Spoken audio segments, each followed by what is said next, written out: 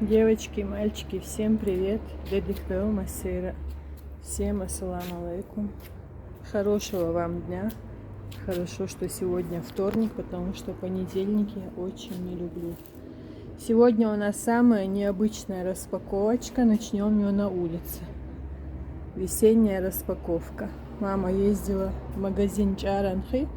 Он находится недалеко от нас. Раньше он был оптовым. Сейчас не очень, но там все свежее, все очень удобно искать, набирать и все такое. Потихоньку буду заносить и вам рассказывать. Не переживайте, маме помог наш знакомый таксист Казбек. Я ее просила еще снять в магазине хоть несколько минут или попросить кого-нибудь, но она не смогла, не сумела. Так, пришел помогать мой главный помощник по хозяйству Барсик. Барсик, вот кто мой главный помощник по хозяйству. Видите, это мы закупаемся на Мархнише не только, но, наверное, придется еще раз поехать. Когда я сама поеду, буду себе брать выпечку разную, тогда вам поснимаю сам магазин. Масери дебертки дохлу из Анделу.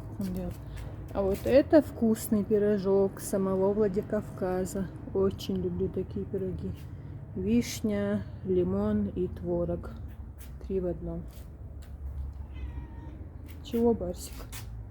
Передай девочкам привет. Там ничего нету, что ты хочешь.